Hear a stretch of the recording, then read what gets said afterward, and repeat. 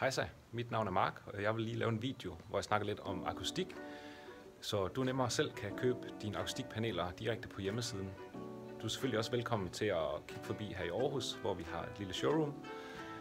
Der kan vi rådgive lidt, og du kan blive præsenteret for et lidt større udvalg end det, du ser på vores hjemmeside.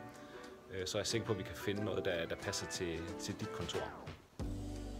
Når du skal ud og købe akustikløsninger, så er det vigtigste, at du finder ud af, hvad problemet er i kontoret.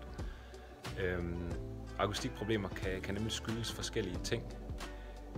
Det klassiske er, at der er en lang efterklangstid. I nogle tilfælde vil du føle, at der er sådan en hel ekko i lokalet. Efterklangstiden den kan i slemme tilfælde ligge over 2 sekunder. Det vil sige, at lyden bliver hængende i luften i 2 sekunder, så du mærker det her ekko. Og det kan man typisk få ned på et halvt sekund cirka, ved at sætte nogle akustikløsninger op, ligesom dem du ser her i videoen.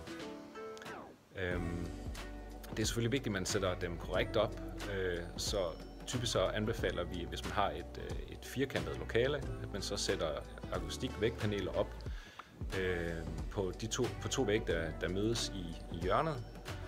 Så vil lyden altid blive absorberet ret effektivt. Så kan man selvfølgelig kigge på andre løsninger også, hvis det endnu ikke er helt løst.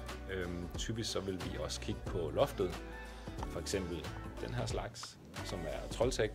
Det kan også være de her akustikfliser, som er meget populære. Så det er et spørgsmål om, hvor effektivt det skal være, og hvordan det skal se ud. Man kan også bruge skillevæg, som den her på hjul eller på fødder, til at lave nogle mindre rum i lokalet, eller sådan et nedhæng, som vi ser her også, som bliver påsat i loftet. Den er knap så effektiv, men den gør, at man kan kigge igennem, og at det ikke bliver så tungt som en skillevæg. Et andet problem kan være, at du faktisk har sat rigtig effektive absorberende akustikløsninger op, ligesom sådan nogle paneler her.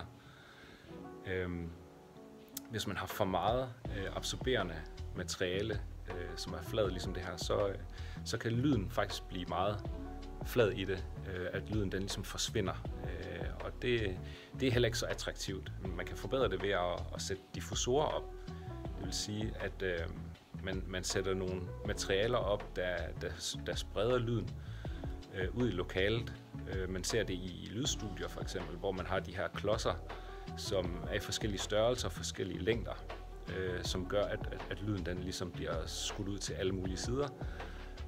Så får man lyden med, men det bliver ikke et ekko, ligesom jeg fortalte om med den her efterklangstid. Så typisk så bør man kombinere diffusorer og de her almindelige paneler, de her flade absorberende paneler. Der findes faktisk mange naturlige diffusorer. Det kan være planter, det kan være møbler, det kan være en bogreol. Så alle det her inventar, som kan få lyden splittet op i mindre stykker og kørt ud i lokalet. Hvis man kombinerer akustikpaneler som dem her, og så selv går ud og finder nogle mere naturlige løsninger, så kan man ret hurtigt få lavet et kontor med en ret god akustik.